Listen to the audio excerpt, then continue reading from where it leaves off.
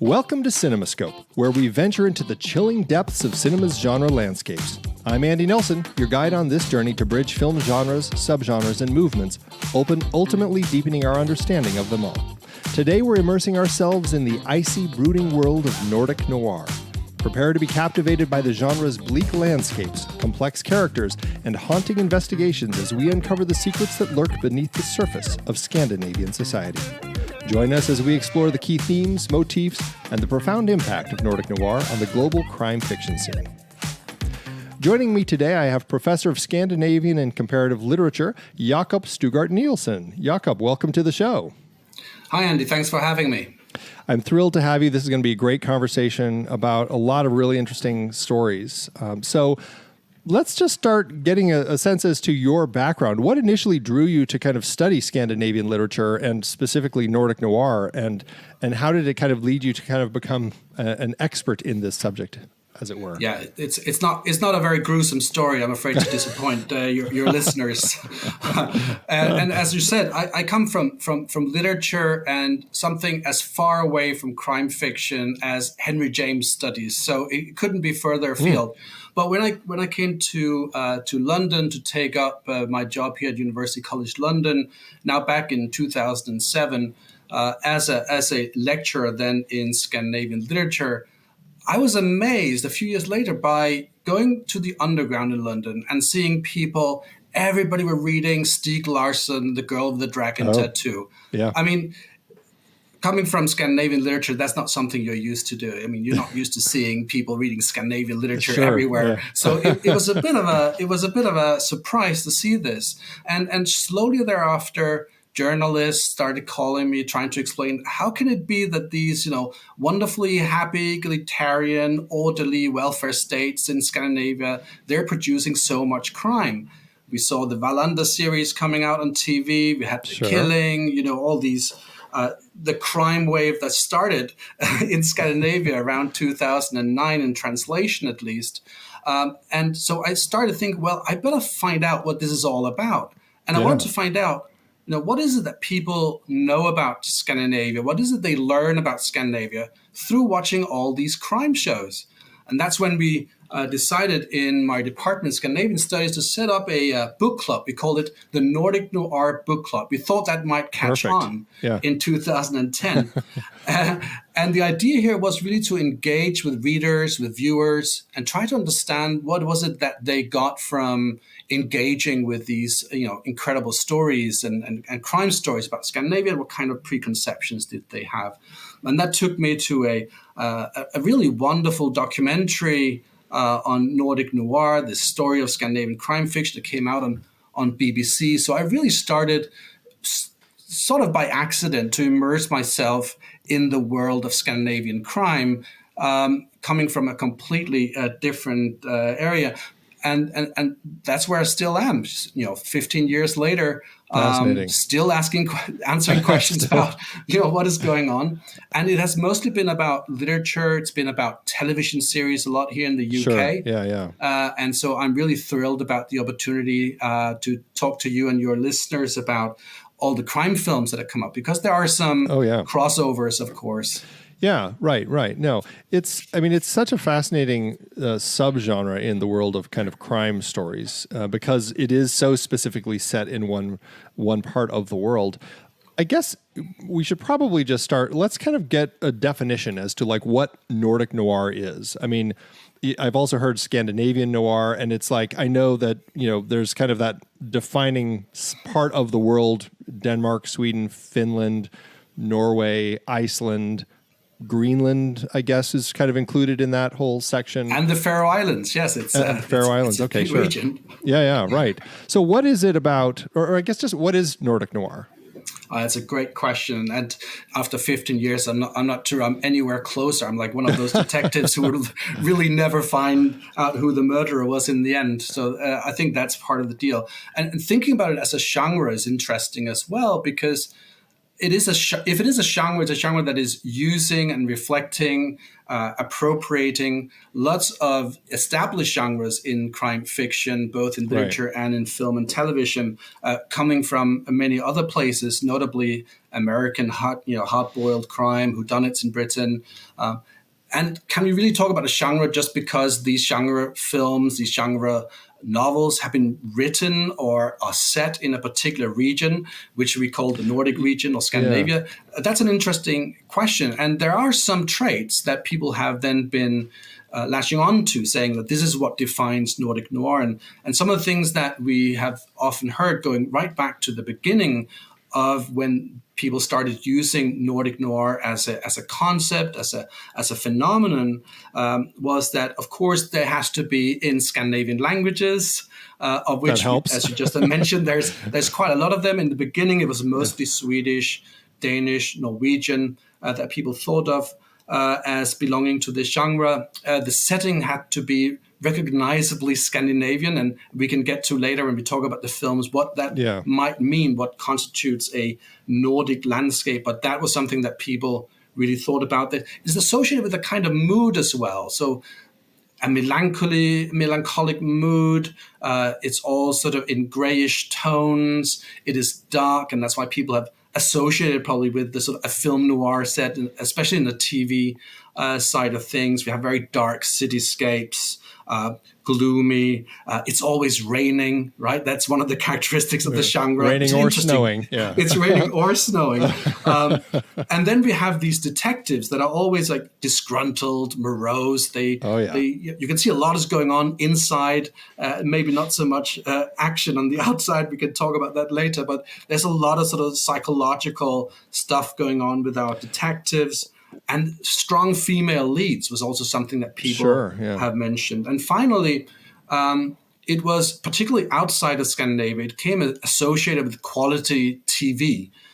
So a lot of these American television shows, The Wire, Sopranos that were going on at the time, and the Scandinavian shows, no matter what kind of stories there were associated with sort of a highbrow quality TV, something that you could be allowed to watch TV even if you were an intellectual or if you were a highbrow consumer. And of course, it wasn't at all produced for that particular segment in Scandinavia. This was family entertainment, if you would have it, or it was like primetime television. And when it traveled abroad, it became associated with sort of a high quality television. Gotcha. Now, part of the name noir, I mean, film noir obviously is a very prominent genre in American cinema.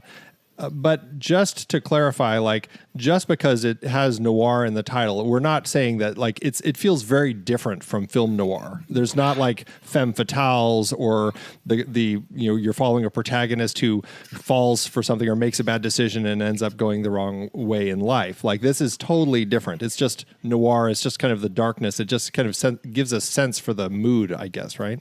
I think so. And some people also associate it with a brand more than a genre, where sort of everything that came out of Scandinavia, no matter what genre it was in, whether it was crime or thrillers or drama or historical drama, it all became lumped into the same package of Nordic noir simply because it was Nordic and because it was associated with, a bit of sort of psychological interest. Maybe social criticism was also some of the things that people have been thinking about. The noir part, I guess in some of the early films, you see some aspects of neo-noir, maybe more that could be associated with the 1970s, 1980s, but definitely a step further away from film noir as the way it's understood. Right.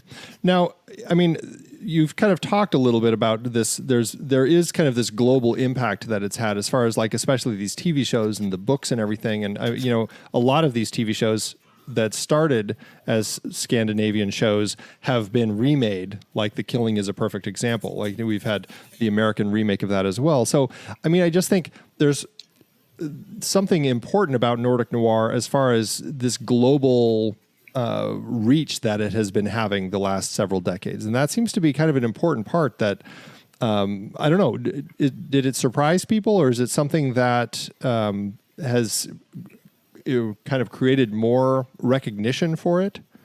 Yeah, I think it was a massive surprise, especially for the television production companies. We have to remember that, especially the Danish television dramas that were produced sort of in the 2007 and the next decade, that they were produced for a national audience, and they were produced with that audience in mind. So they are very local stories. Some of them are even dealing with everyday politics in Scandinavia.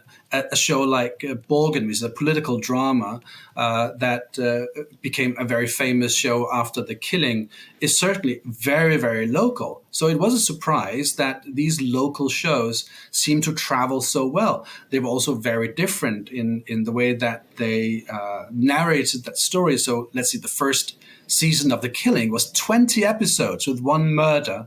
I mean, who could have imagined that a story like that would grip the attention of people everywhere? And then The Bridge is another example, which very much is about, a Danish cop and a Swedish cop and all this sort of small disagreements and differences of national, ideas and languages and stuff. How could that be interesting to others? And there has been remakes of The Bridge. I think last time I counted, there were 7 or 8 different remakes set in different sort of border regions around the world. Wow. So it's been quite... And it's very difficult today to think back to a time when there was no Nordic television internationally, right? Where if you were watching a Nordic film, you were a film aficionado going to some art house cinema. These were not things that you would have access to. And I think just developing this list of films we were watching today, that would have been impossible before streaming, before the kind of technologies we have today, and also before television formats were internationalized the way they were. Sure, and I think Nordic Noir or Scandinavian crime had a big role to play also in the shaping of that audience. I mean, one of the first shows that were produced by Netflix was Lilyhammer, which has the American code. Right? Exactly, the first one, set in sort of in Norway with an American mafia person sort of living anonymously in Norway, and the kind of tensions between those. So I think, yes, it's a huge surprise and something that has been played with ever since. And to me, Nordic Noir is really only Nordic Noir in this perception of the border crossing aspect of it. That it's really only Nordic Noir when it translates into a sort of globalized or at least a transnational media landscape. Because, I mean, in Scandinavia, they're quite happy to talk about Danish crime fiction, just crime fiction, right? Or Swedish crime fiction. They see all the differences between the national genres or the national ways of representing their own nations and the kind of things that they do. But as soon as it travels outside, it becomes a regional thing. And outside, you can see all the coherence between the different national styles or the different narratives. So, yes, I agree. Nordic Noir is really a global phenomenon. It's a national phenomenon, also in the way that we perceive the genre as sort of a whole. Well, let's take a step back and talk about where it came from, because like I hadn't heard of Nordic Noir before. Like sometime in the last 10 years, it kind of was something that became an earworm, probably with the popularity of the Dragon Tattoo with the Millennium Trilogy. But I mean, it started in literary origins, is my understanding, and kind of like that's where it grew from. And obviously, there had been crime stories. I mean, one of the films we'll talk about in our member bonus segment is a film from the 70s, and so I mean, there's obviously crime stories out there. So at what point, like, what's the shift? How did it get to this place where we have Nordic Noir? Well, the term started in 2010. Okay. So it's a fairly new phenomenon, thinking about Nordic Noir as a term that covers multiple narratives that seems to have something in common apart from them just being crime stories. Sure, but of course, as you say, there's been crime stories going back to even before Edgar Allan Poe in the Nordic countries. There was a massive success with Sjöwall and Waller in the 1960s, 1970s. And this was the period, I think, one could say that Scandinavian crime fiction becomes its own. And in that case, Swedish crime fiction with Sjöwall and Waller starts becoming a literary a literary field that sort of relies on its own stories. Previously, a lot of Scandinavian crime fiction published would be recognizable, if not adaptations, then at least very similar to the whodunit tradition, the clue puzzle, maybe sort of ironic takes on the hard-boiled genre, because it's very difficult to make San Francisco or Los Angeles in Scandinavia.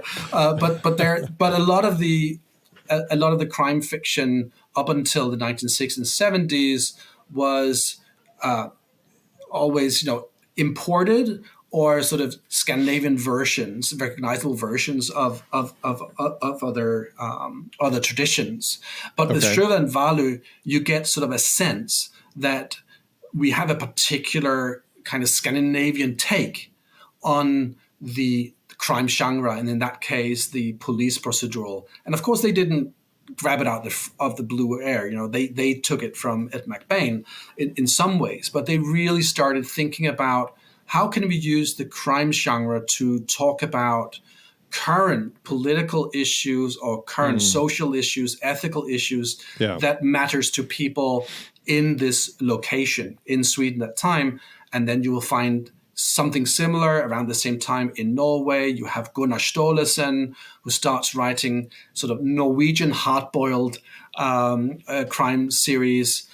You have neorealists in Denmark writing psychological thrillers that are also very much investigating what has happened to these Nordic states in the sort of post-welfare state, if we might say that, in this sort of in an age of crisis, in an age of redefinition of what it means to live in these sort of small nation states to the far north that is becoming part of a much wider globalized, maybe some would say neo-capitalist society, consumer society, and what have you. So that is when I would say Nordic Noir as a genre or as a style starts to develop without it being called Nordic Noir. Of course, this is just Swedish crime writing, Danish crime writing, and so on and so forth. But with Sjöva and Valu, we start having that, and it's also the time where they start having international impact. And that's like because they're the authors of the Martin Beck series of detective thrillers, and that's is it when they start kind of like with that umbrella of like the Martin Beck novels that suddenly that is what causes that international reach? Yeah, I mean, they're not called the Martin Beck novels by them. They have a subtitle for it called Novel of a Crime. So they can conceive these 10 crime novels as their sort of, they call it a scalpel, that they take apart the welfare state, the social democratic welfare state of the time. And they are, of course, police procedurals as we would come to know them. Yeah. But they're also full of social criticism of, characters who are having issues with this and that. I mean, this welfare state in Sweden that they're describing is a dystopian welfare state, which, of course, didn't really it's not realism, of course, at the time. But they saw there were some aspects of the welfare state that left some people behind, and they were trying to investigate what happens to people living in this particular kind of a welfare regime or in this kind of society where everything is modernizing, everything is centralizing, and we have this growing state. What happens to all the old things? What happens to the police? Who gets left behind? Exactly. Right. And it was also a time where you have a lot of these novels. You have Vietnam War demonstrations. You have issues around modernization of the urban environment. You have the reflection of the Million Homes program that we had in Sweden at the time, where the social welfare state starts to building all these new cities, where they moved all the workers out, after the sort of the deterioration of the city centers. So you have a lot of processes, social processes that are really changing society. And these crime novels were used to try and understand what is happening, and also sort of poke a knife into sort of the self-confidence, I think, of this sort of highly modernized welfare state. Was it, I mean, and each of the countries had their own version of that, essentially, right? Like, I mean, because they all have their own governments. They're all, what am I trying to say? they all have their own governments. They all, the people are have their own sets of beliefs and everything. But within that, because of just the changes in the world and everything else, they all are still dealing with some of these issues of the changes with the welfare state of different elements that are part of kind of these social and political issues that they're all examining through these stories. Yeah, I think so. They don't all have their own Sjøva and Valor. As I said, in Norway, right. I think the Gunnar Staalesen Hardboiled Crime is a really good reflection on the kind of oil boom that is happening. And he has one of his novels is set in Stavanger, which is the oil capital of Norway. So you have a literature that deals with those kinds of changes to a nation that saw itself as a kind of a backwater and becomes this sort of major player in sort of with capital and influx of all sorts of things from the great globalizing world. And in Denmark, you have a much more, I think, I would say it's a sort of turning inside to investigate the psychological ramifications of a new set of values that are coming in, and we find that in some of the crime novels written in the 60s and 70s in Denmark, which are psychological thrillers, I would say, and they also became international films.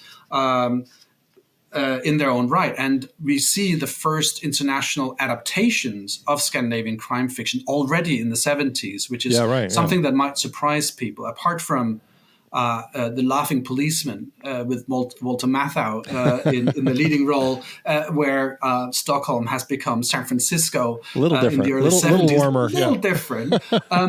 Then you also have, you have a Canadian production of one of the Danish novels. You have the beginning of a tradition in German films taking on the Beck novels as well. So already in the 70s, we start to see this internationalization of the Scandinavian crime novel, which is because I think, the genre itself, the crime genre itself, is an international genre to begin with. So it's something that can easily be adopted, and they were very successful in Europe. These crime novels already in the 60s and 70s. Well, and that's really interesting that at that point we're already starting to see these adaptations and the genre already having a little bit of an international reach, and it hasn't quite become that point where it's Nordic Noir yet, but it definitely is feeling like it's on the way. We're at that point where it's a precursor. So from that point in the 70s to really, I don't know, when would you say kind of the first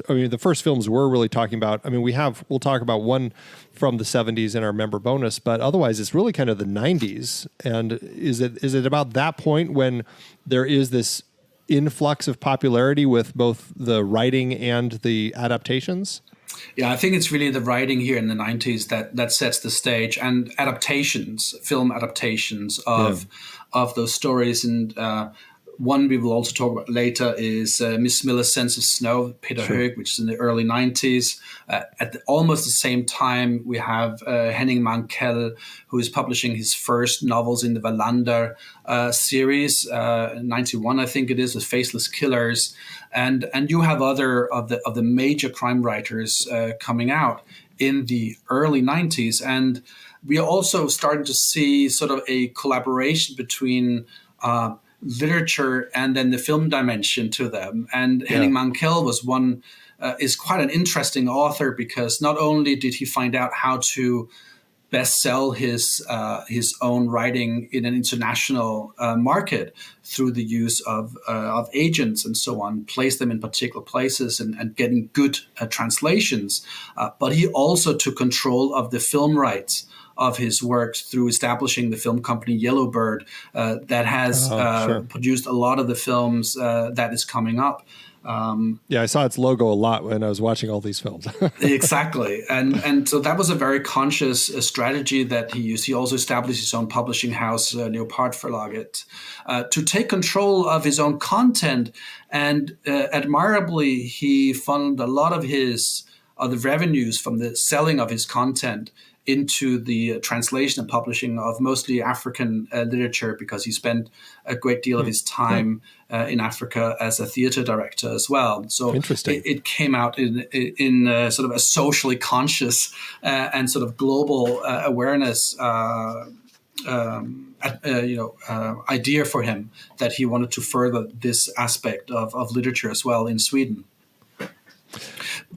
We talked, I think that from the start, and I definitely see this as we start watching these films from the 90s. And, I think the first book I actually read of any of these was actually Miss Smilla's Sense of Snow. It actually wasn't Miss Smilla's Sense of Snow, but whatever, it was a different Feeling something. for Snow. Feeling for Snow. Yeah, I knew the title was something. Miss Smilla's Feeling for Snow. I read that in the 90s because, that was just one of those things that was on at the bookstore, popular now. And I was like, I wonder what that's all about.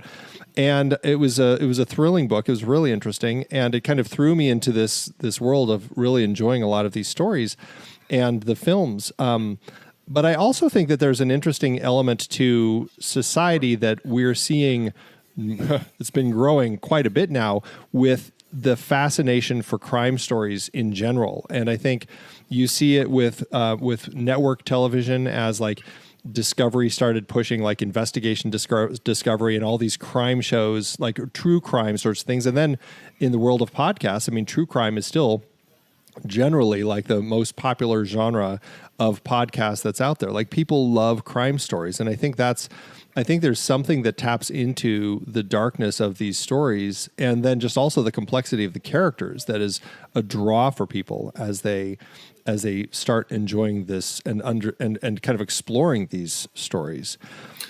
I think the authors of the early 90s, they understood this, because they were probably not, just like me, they probably didn't come from a long tradition of having lived on crime fiction and wanted to immediately go into crime fiction. Authors like Henning Mankell was writing other kinds of literature. Mai Sjöwall and Per Wahlöö were also interested in doing other things, but they immediately saw that, okay, we can write about, what is wrong in society. We can talk about these complex issues around families, about psychology, and about the kind of things that occupies people. But in order to get readers, we need to find the form. We need to use a form that people will consume, and through that we can then deliver the kind of stories that we want. And I think that is one of the red threads that go through sort of the whole crime tradition in Scandinavia from the 90s, from Sjöwall and Wahlöö, and all the way up to the Danish television series, that there is sort of this idea of providing a narrative that people will find exciting, that will capture people, but at the same time there has to be sort of an ethical or moral or political or social story underneath of that. And that actually became one of the dogmas of the Danish radio drama division that they call it double storytelling. That on the one hand you have the exciting story, but you also have to have something for that investigates society in a way, because it was because it's a television station that produces drama for the whole population, and it's funded by the population through. Well, it makes sense, because thinking about these films, and I guess let's just kind of expand on what we were talking about as far as their key themes and characteristics. But really, there is this.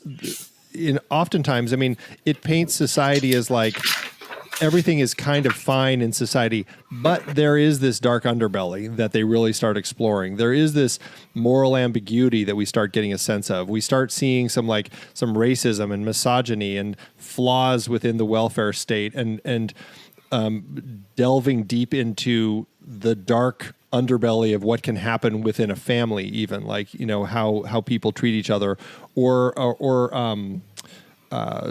socioeconomic status in some of the cases, where what the rich can do, or things like that. And I think that's what I really start seeing with these films, is that they're so much more than just a detective story of a police investigating a crime. It really starts digging into more of these themes that I think give people a sense of a darker sense of society that, and I guess there's always that human draw to watching the darkness. And it's why people love horror movies too. It's like you want to touch into the darkness so that you can feel more alive, so that you feel okay in your own world and everything. And by looking at the dark things that people do in some of these stories, you can get a sense of the world, but also you feel safer perhaps in your own, Yeah, it's almost like the crimes are investigating the detectives in many of these stories. So the crime plots become a mirror image of the detectives investigating themselves, their own feelings, not for Snow, but feelings for society, feelings for their family, their place in life. It is not, and that's where when you think about crime stories as critiques of the welfare state, that's not quite what I think is going on. They are, the welfare states in Scandinavia was put in place to try and combat all these sort of inequalities, to make it harmonious. So there was a utopian idea in many ways, called the people's home in Swedish. And this idea, of course, can only work so far, because we are still humans. People are complex. People have emotions. They have aspirations. They have, dark thoughts, and dark things happen in everywhere. Yeah. So I think the crime novels are trying to investigate, what is it that's happening to me, to my family, to my society around me, despite the fact that everything should be great. Yeah, exactly. And that is what is happening here. And I think Mankell is a really good example of this again in his Faceless Killers, which was his first crime novel. He came back from being abroad, and he started seeing in the Swedish society there was all these tensions between refugees coming in and a growing sense of racism in a state that had prided itself with being sort of globalist, by being cosmopolitan, caring, and what have you. And he started out trying to investigate that, not by trying to I guess merely representing sort of right-wing radicals or extremists, but by putting a whole human being in the detective in the middle of this, with all of his sort of conflicting emotions, nostalgias, melancholic understanding of what is happening to society. Things have gotten away from him, and he is trying to sort this out. And that's where many of these detectives, I think, in the tradition, they are placed as sort of they refract or they reflect the kind of tensions in society, and they're trying to work that through as much as they're trying to solve a crime. Yeah, right. Yeah, there's a lot of that personal growth, which I suppose in Hollywood script parlance is part of the, you want to have your character arc, but you want to have your story. And I suppose that's just part of the nature of any, as Hollywood say, any good script. But at the same time, I can't help but feel like there's just such a strong thematic sense of development for these characters, and you really kind of get this sense of brooding that they have, particularly some of the ones that we'll be talking about. Let's talk about the visuals a little bit and kind of get a sense of establishing what this subgenre feels like in style, cinematography, everything to kind of contribute to this atmosphere. I mean, we were already talking about how there's often rain and snow, but what else really makes these films stand out? Well, I think the films are very different when we start having a look at how they are set up visually, how they're using light, how they're using shadows, how they're using different kinds of shots. One thing that I think, rewatching all these films again, one thing that that becomes quite apparent is that they like to put people standing on beaches looking out at the sea, which is always changing colors. So this kind of space between the solidity of the land and the sort of waves that are constantly moving, and the detectives contemplating the kind of natural environment as reflections of their own psyche. And I think that's how they use, apart from that, that's how landscape and lighting and colors are being used as representations of the psychological state of our characters. We get lots of sort of aerial shots of landscapes, whether it's in Greenland, whether it's in northern Sweden, northern Norway. The landscapes becomes almost like characters in the film, and that is done through camera movement. They lead us into a story, but they also lead us back to a story again, using often different kinds of color palettes. It's quite clear that a lot of this. The films from the 90s are quite dark in it. The dark tones, if not gray. It's always November in in Scandinavian films, or something to that extent. Or it feels that way. Because, it feels that way. Even in the first film we're talking about, Insomnia, it's Norwegian summer, but it sure still feels like it's November. It feels very misty. Yeah, that's absolutely right. And so I also feel that in some of these films, there is a lot of work with characters' expressions and faces. Use of close-up is something that is quite apparent. So maybe less focus on action and more focus on establishing characters through their expression. Lots of work with characters, I think. And I think that comes out of a cinematic tradition in Scandinavia, and working with actors in particular ways. There is, in particular in the television industry in Denmark, there was at the outset when in the late 90s, early 2000s, they started to really think about how to produce a drama television in a Danish way. Of course, they went to the set of NYPD Blue, the Fox Studios, to try and learn how to do production of high quality TV drama. Yeah. And they focused on the kind of the vision of the scriptwriter, but they were also working really closely with the film school, which is located almost next to the new Danish radio in Copenhagen. And this film school, of course, has produced some of the best cinematographers. There's some of the best directors. We have Winterberg, we have Lars von Trier, we have all these sort of filmmakers. And the younger filmmakers who are coming out of that school, they have been many of them have been sort of through the Danish radio drama division as well. So there is that auteur-driven, almost, or screenwriter-driven one vision going on in the drama presentation. So I think that's part of the quality, I think, of the way that even the television series they work is in this very filmic mode, because there is that interaction.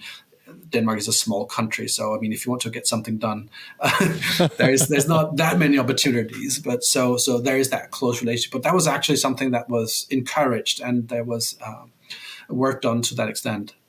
Interesting. I feel like we've kind of touched on most of the points. I'm trying to think if there's any other elements. I guess one other question that I have just before we start jumping into the films themselves.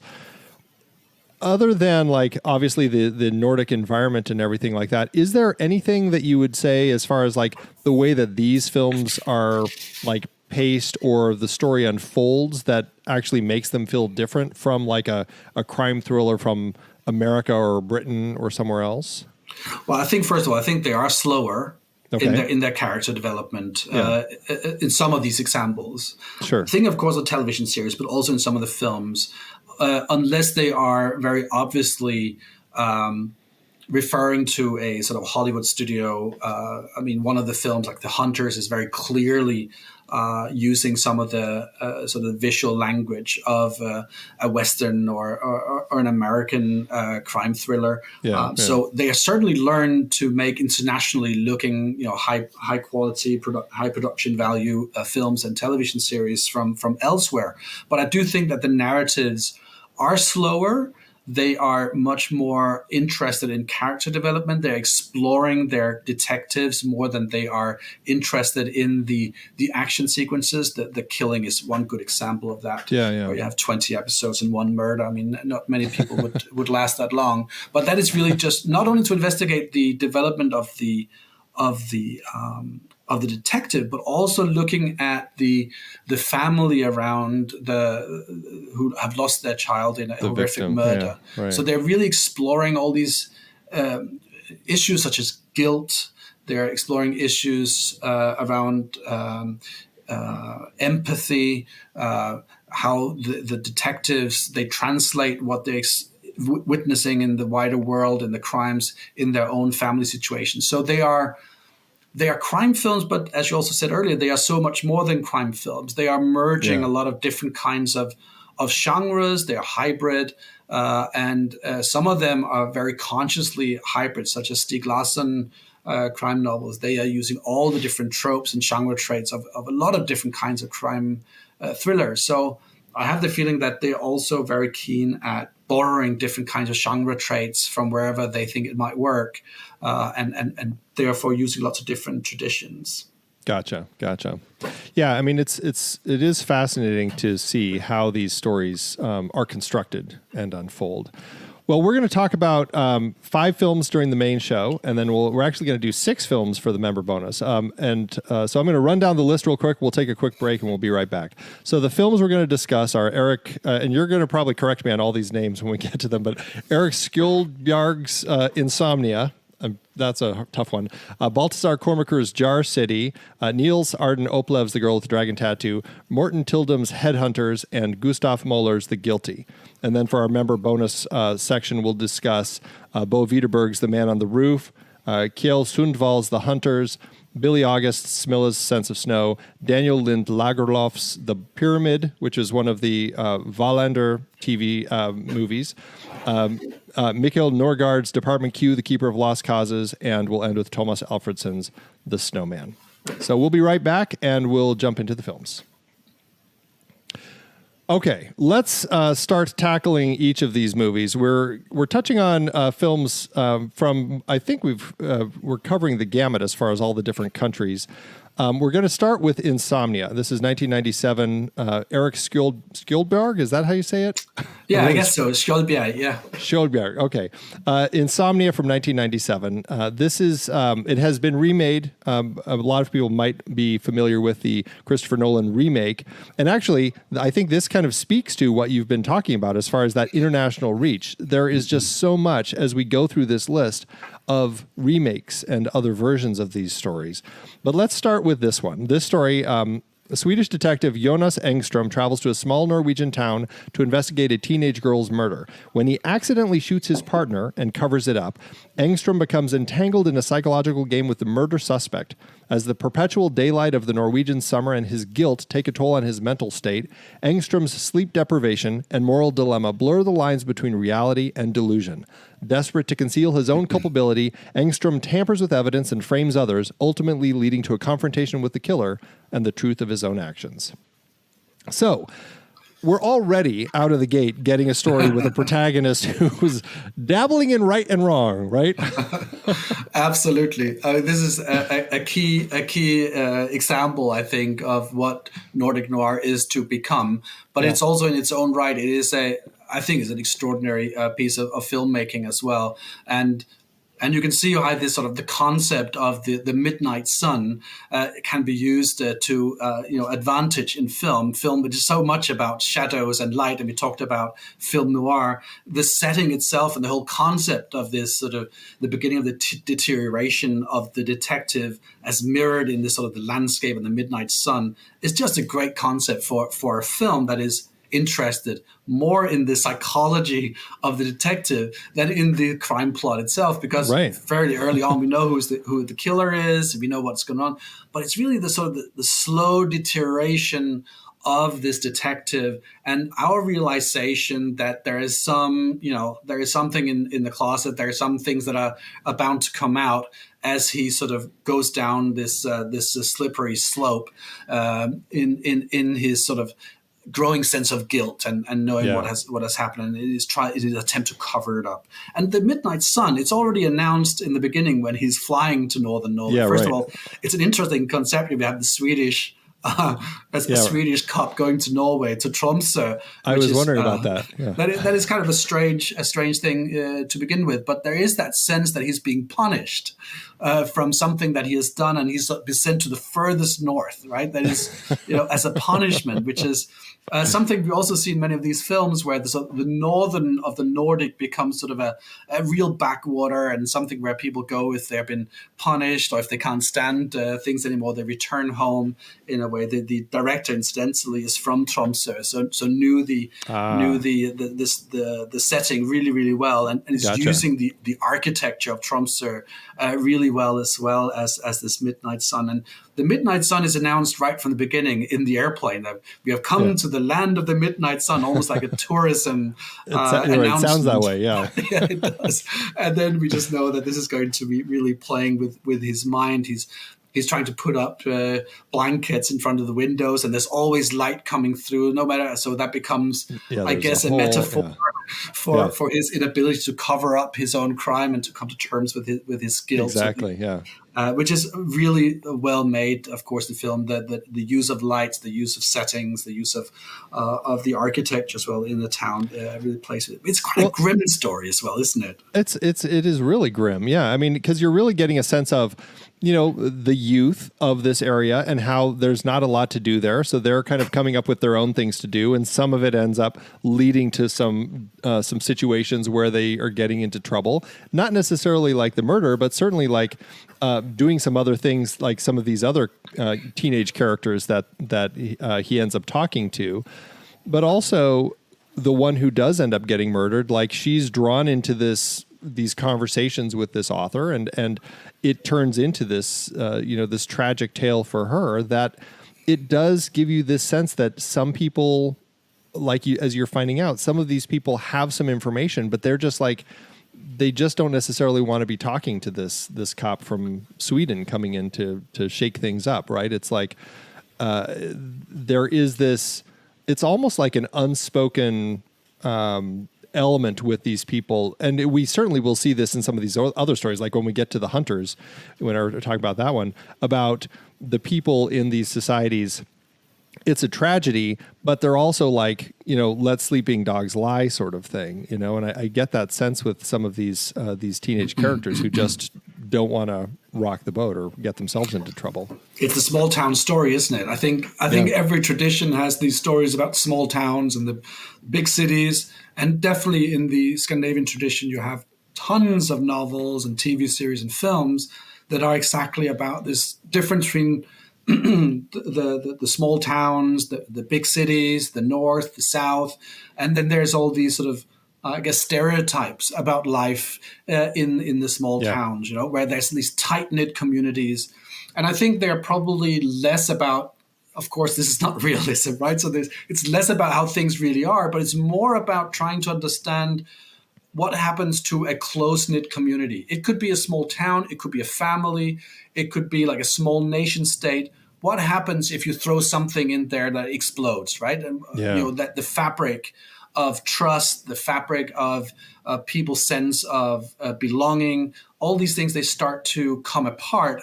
And what ensues is often violence and silence about the violence, because you feel everybody feels guilty or a part of it in some ways. Yeah. So I think that becomes sort of a stereotype that is being used in much of this kind of fiction, where you have that small community that is being torn apart.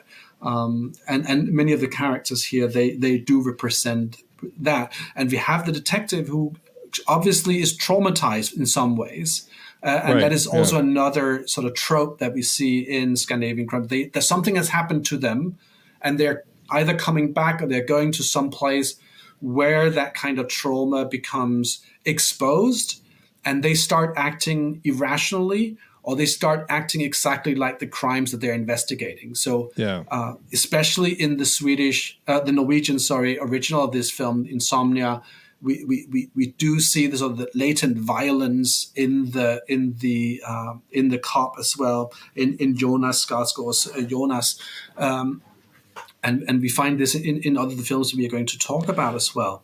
Well, that was, it's funny because I was watching this with my wife, and it gets to the point where he is going to kill the dog so that he can have a bullet. And my wife is just like, oh, I can't, I don't like this guy anymore. I'm like, I don't think you're meant to like this guy. Like, that's not the story we're watching here. This isn't the American version. And that's, no, the American version is different. Yeah, it definitely changes things, especially by the time we get to the end. This one, it doesn't end in a way where you feel like he is going to make a change or anything. Like, the version ends with the local cop pointing out the fact that she recognizes that he had swapped some evidence around, But that's kind of it.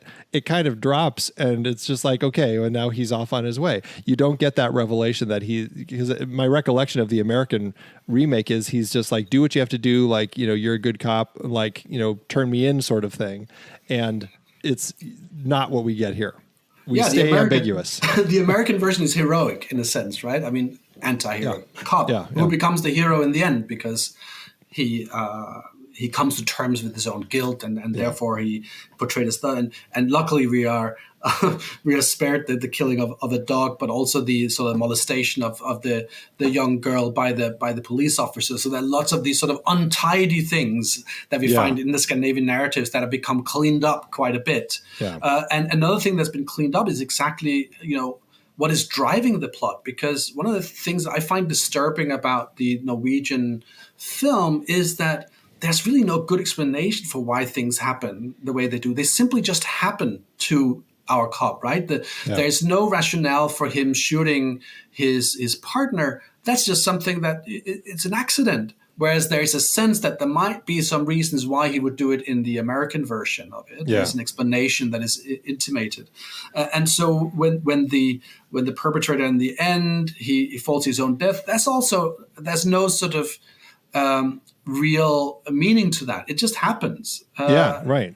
And so the cop, in a way, things happen to the cop, right? And we see some of these cops in Scandinavian stories that they might be great investigators out of a good tradition of police procedurals, but a lot of things just happen to them. Yeah. Accidents happen. There's something in society. There's something in the air, in the landscape. There's something that does this to people. And how do we navigate that existentially? How do we come to terms with these things just happening and you're finding yourself in the middle of them, and they produce a lot of anxiety in yourself. You're coming to terms with who you are as a person. So they're led to this sort of openness without any form of conclusion, I think, which is disturbing in itself, because lots of things have happened. Yeah, and I think that's something that's interesting with this version as opposed to the American version is when we have the killer and the cop like interacting, they feel closer in this film than in the American. Like the American, it definitely feels like they're pushing at each other, trying to figure out how to best each other. And this one, it ends up feeling like I don't know. There's more in common with them than not. And I find that fascinating. And Stellan Skarsgård always plays these sorts of characters so well. He's great as our lead. An incredible actor who, of course, also had lots of films with Lars von Trier and others. So we see there is some connection between sort of really highbrow experimental cinema and the cast of these sort of more, I guess, popular formats or genre films, which is interesting. And of course, he'll pop up in the American remake of Girl with the Dragon Tattoo as well. He will, exactly, and lots and lots of other sort of Hollywood blockbusters. What a career!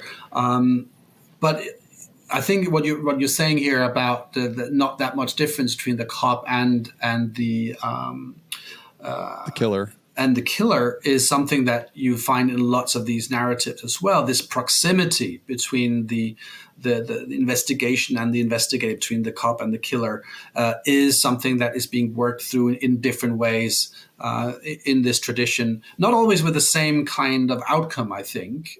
But in this one, it's much more existential, I think, in terms of coming to terms with your own guilt. Yeah.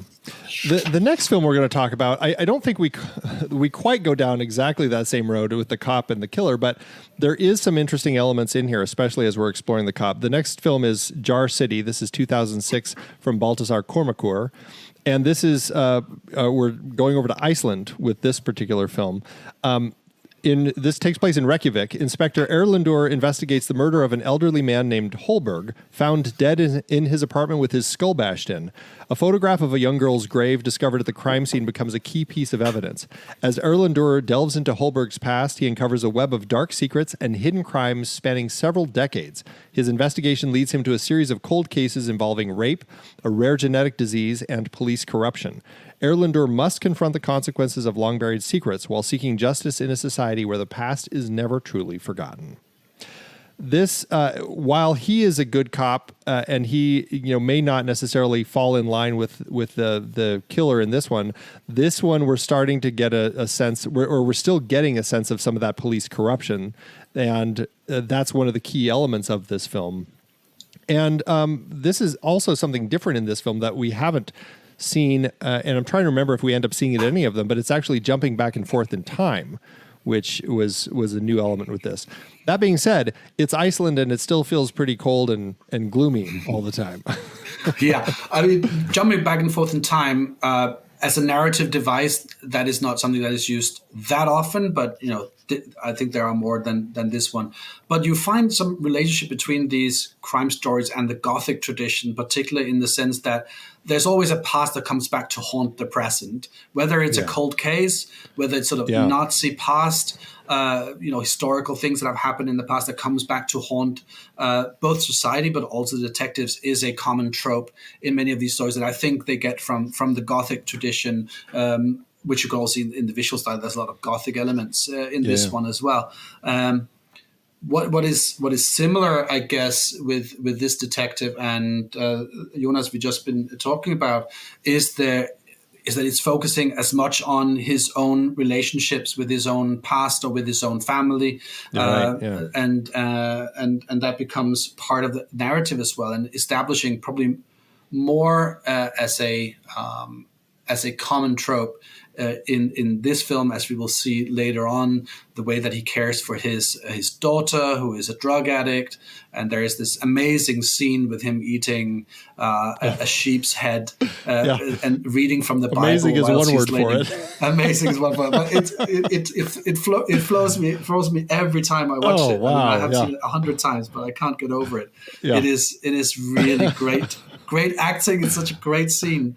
Another thing that is where I think this one differs slightly from this sort of psychological thriller that we saw in Insomnia is this one is really dealing with a contemporary Iceland at the time with this sort of the DNA research. And I don't know if listeners will remember, but there was sort of in the mid-90s, there was this idea of this company that would map the entire genome of the Icelandic population. And it was said that this was a good idea because the Icelandic population is very homogeneous. So they're up there in the North Atlantic. There's not a lot of sort of different influences. So it's a very harmonious sort of gene pool. Implied that this is one big family, or one big nation family of harmony and homogeneity, going back to the Icelandic sagas. So you can see how this plays into sort of an understanding of a national identity. And of course, there's probably not that much to this whole idea that the genome sequence of the Icelandic people is this harmonious or homogeneous as was initially sold. But this is a very real project still ongoing to map the gene pool of a nation in order to come up with cures for hereditary diseases and other things. And that is sort of the driving engine behind the crime plot. And of course, this crime novel becomes very critical of the kind of suggested harmony that you find in this idea of a common genome, either in a nation or in a family. So again, we see this mirror image between a wider sort of national story or a social story, an ethical story, really, and the implications of family in this. And so it is a family drama where the plot is around guilt, around carrying hereditary diseases and rape. And this is mirrored in our very quiet detective who is constantly seen in situations where he has to deal with issues in his own family. Yeah, right. And he's incredibly quiet. I mean, that is something that surprises me, how little he's actually saying, but how powerful that the acting is. He's like an open book when you're reading his face in many ways. Oh, he was a great, that's Ingvar Eggert Sigurðsson, and he was just a fantastic lead for us as he went through the motions of being a detective. And he feels like a detective, like when he and his partner are talking to the kind of the psycho in prison, and he is so completely unfazed by all the digs at his daughter that this psychopath is making, whereas his partner is the one who's more mentally affected by it. And I found that to be so fascinating in the way that he handled those sorts of situations. Like, he was so attuned to just like closing himself off personally. He was still dealing with it. You could tell, like, when he'd come home and he'd find his daughter just sleeping on the stairs outside of his door and bring her in and everything. Like, you could tell that there was still a lot of weight he carried with that all the time, but it never pushed into those dealings that he had with the criminal underworld and everything. And that was, it was a great performance. I enjoyed watching him immensely. He's such a complex character who has to deal with so many different aspects of life as a professional policeman. It's one of the aspects I think many have commented on, and that these police procedurals in the Scandinavian tradition, they seem very realistic. Yeah. Of course, they're not realistic, but the focus on the work of a policeman and also the emotional work of policemen in these situations, confronted with the kind of crimes that they're seeing, and then still trying to maintain a certain sense of normalcy or dignity in their own life world, and trying to keep those things apart where it is impossible, seems to be a very sort of psychologically realist in many ways to viewers. Absolutely. Now, the title of the novel that this was based on, it's Mirin, which I guess translates to like the bog, which figures more into kind of the plot as far as like this bog that the victim's house is built upon. As we learn in the story, like, he had buried something. It was built on a bog, and underneath the house they had buried a body, and that was kind of the whole key there. But also, I love that title because it feels like this, like the type of society, like the bog is just something that buries things and like holds it in, and it feels very interesting. And Jar City, I think, works definitely for that DNA story, the genetic, as we're studying these genetic diseases and everything. And as we learn things are stored there, that becomes kind of a key part of the story as well. But, I guess I'm torn because it's two titles that kind of take you in different directions when you're understanding the sense of the story. But I do feel like The Bog has something that feels maybe a little more Nordic Noir than Jar City, Yeah, a bog would be perfect for Nordic Noir. But, I think I can completely understand that you're torn between those two titles, because I think the story itself is having those two images throughout the story. I mean, Erlendur, the detective, is himself referring to, in a great speech towards the end of the novel, is talking about a jar city for the whole nation. What are you doing here in this sort of gene company? You're constructing a jar city for the whole nation. You are, tampering with families, you're tampering with, past, you're tampering with all these things that are much more than this sort of scientific attempt to unlock the secrets of life so we can cure disease. And he's seeing sort of all the ethical, the social issues around this whole scientific exploration, which is about creating a nation of jars and specimens rather than actual people. And the bog is, of course, illustrating of the maybe a more sort of dystopian vision for a kind of society that is trying to map itself in this way, which is that everything will sink in a way into sort of this into this swamp.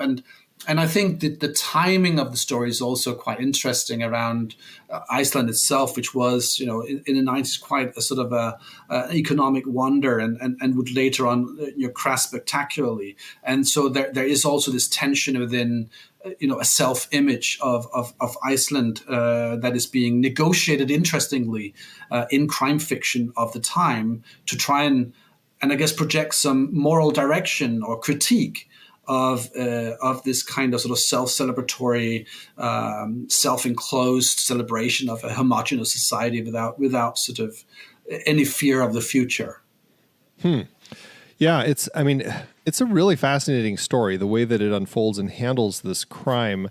And again, going back to the personal stories that become kind of like what's buried in a family's past, as we as we come to the point where kind of the two interweaving stories of kind of fold into each other, and we kind of get to that point where the man who works for the genetic company ends up kind of coming into contact with our detective, and we kind of see those stories finishing at that cemetery over the grave of the young girl. We're really starting to kind of get this understanding of how everything comes together and the tragedy of the crime itself, and how like where who's the guilty party, who's innocent, and like that's what I found so interesting about this story is it doesn't give you any easy answers at all, right? It's just you're just left at the end of this story going, oh God, like this, everything is just horrible.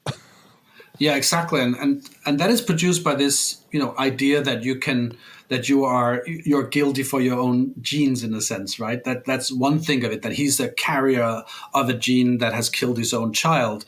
And of course he feels responsibility for that, but it is impossible to live with the knowledge that this has happened through rape and through all these things that happened to his family, and that it goes back generations, which is another, I think, red thread in many of these stories about, what has happened to you in the past is being reproduced in the present, and will have consequences in the future, and who is then guilty? So the victims become the guilty. The one investigating them becomes the guilty because they can't really interfere, they can't intervene, they can't put things right. And in many ways, we have another detective here who becomes a bit redundant, really. I mean, he can only really stand there and just watch. Yeah, by the time we get to what is exactly. unfolding. Yeah. And that is another sort of desperation, I think, that comes out of this film, is that in many ways you are just left with cleaning up after your, addict daughter, carrying them when they need it, protecting them when they need it. But in the end, there's really not much you can do in terms of intervening. And I find that, quite an interesting take on a crime story, isn't it? That there is something that just rolls on, without your ability to intervene. And that's a very desperate position, I guess, for a police detective who, like all of us, wants to find meaning in things and wants to find out, what is black and what is white, who's the guilty, who's the victim, and that plays with our sense of justice, I guess. Yeah, exactly. And I think that also ends up kind of, we could look back to Insomnia with that too, and just see the way that film ends as far as the wrapping things up with the killer. It's like, okay, but the whole thing ended. It was very, I don't want to say anticlimactic, but it, like you said, he just falls and that's it. He falls into the water and dies. And that's kind of the end of that killer. And I think I find that to be such an interesting way for these stories to unfold, where you're just left with these situations where it's like things keep moving. Is anything better? Is society healed? Probably not. We're just going to kind of keep moving on. And hey, at least that's dealt with. And that's kind of where we're left. Yeah. And of course, we also left with some, with the horrible crimes perpetrated against children by parents, which is another of the red threads we find in a lot of crime stories from Scandinavia, is really this investigate about hereditary guilt and about violence against children, violence against women, and how that affects people in the present, the children who survives, and the police that then investigates them. It becomes sort of reflections of a society where the past is still haunting, the crimes of the past are still haunting the present. And we find lots of these stories in the Hunters as well, who we'll talk about later. We have violence against children that is playing with the children of the present. Well, and speaking of, all of that is going to tie into our next film, which is, perhaps the most well-known on this list, The Girl with the Dragon Tattoo, the 2009 adaptation by Niels Arden Oplev, based on Stieg Larsson's novel, the first of the Millennium Trilogy. It was a very popular series of novels. The films were very popular, led to the American remake. This story, disgraced journalist Mikael Blomqvist is hired by wealthy industrialist Henrik Wanger to investigate the 40-year-old disappearance of his niece. Aided by the brilliant but troubled computer hacker Lisbeth Salander, Blomqvist uncovers a dark history of abuse, murder, and corruption within the Wanger family. As the two delve deeper into the case, they face increasingly dangerous threats from those who wish to keep the past buried. It's a gripping thriller that combines a complex mystery with biting social commentary on violence against women and the abuse of power in Swedish society. Well, there we go, Andy. Yeah, yeah, right. It's all right there. Yeah, that sums it all up. Yeah, I mean, I think that speaks partly to the novel itself that Upley was working with. Of course, that it is a novel that is just sort of all-consuming when it comes to crime genres and crime subgenres and what have you. And in the novels, there are lots of scenes where we have the different characters reading crime novels. So we know when they're reading Paretsky, we know they're on the right side. And so there is sort of a real sort of conscious use of crime fiction tropes that Stieg Larsson is playing with. He was a consumer of crime fiction himself, as well as an investigative journalist. And it plays with the past. It plays with the loss of presumed loss of a child in this Wanger family in this sort of secluded islands. There we have sort of a locked room mystery or an island mystery that Michael, who is a disgraced journalist, who has just had a libel case against him, he's sort of sent to this island there, and it's north. That's again very important, right? He's sent out away from the city, up north, where things will surely turn out wrong. And it's as if, I mean, he's been disgraced as a journalist, and he has to sort of regain, it's called in the Swedish called a trust capital, förtroendekapital. He has to go and do this job as a journalist / detective in order to regain the trust that his magazine has lost because of the libel case. So in the case it's doing detective in order to show that you can have the trust of those, and that's why he goes because he's been promised that if he solves the case of the disappeared young woman when she was a child, the industrialist Wanger will give him the pieces that he's missing so he can finally get Wennerström. It doesn't turn out to be quite what he had hoped for. But so it's crime fiction by trial. This one, it's really interesting use of genre. Well, and it's really tying into everything that we were just talking about with Jar City, as far as like you've got, rape, abuse against women. You've got abuse against children. You've got this sense of this society where, or like the family drama where things are happening within the family that they're not talking about for generations. And then they're finally at this point trying to come to terms with that and deal with that. And that's a big part of Henrik Wanger, as he is this industrialist. He's got this family that's all tied into the family business. They're all various shades of gray or darker. And trying to, and Blomkvist comes in and is trying to figure out like, who is good here? I mean, I think it seems pretty clear that Henrik Wanger at least seems like one of the good ones. But I mean, even he says any of them could have done it. Like you just get this sense that, who is this family? And that goes into kind of the socioeconomic thing too. Like they have all the money. They can kind of get away with what they want, And they have. I mean, part of the story is, of course, that he uncovers with the help of Lisbeth Salander's hacker skills, uncovers this kind of Nazi past that this part of the family has, and this sort of the misogyny and the rapist tendencies have been inherited from father to son, and that is part of course, what Mikael Blomkvist uncovers, and so that is the crime plot, and of course the linking of sort of a Nazi past with sort of perpetrations of family against children is sort of what I talked about before about this sort of the sort of recovery of ancient pasts and things that have gone wrong in the past will come and haunt the present. That's all part of that sort of narrative, that there is that sort of a national past that is also a family past, right? That is a perpetration that has sort of ramifications for the present, and so sends out rings into the water of the whole nation and sort of engulfs everybody.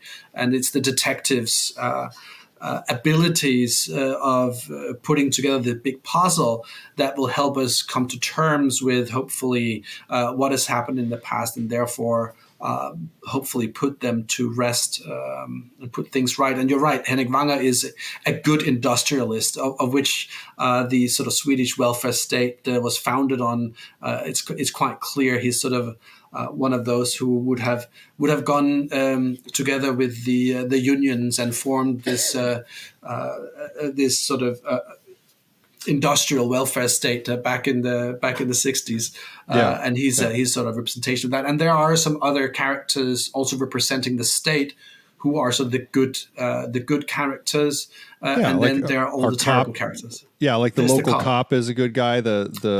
I mean, it's not a big character, but like there's the local guy who from the paper. Like there are a few people that seem like they're the good ones. This one really paints the family as the bad ones. But you also have the first caretaker of Lisbeth Salander.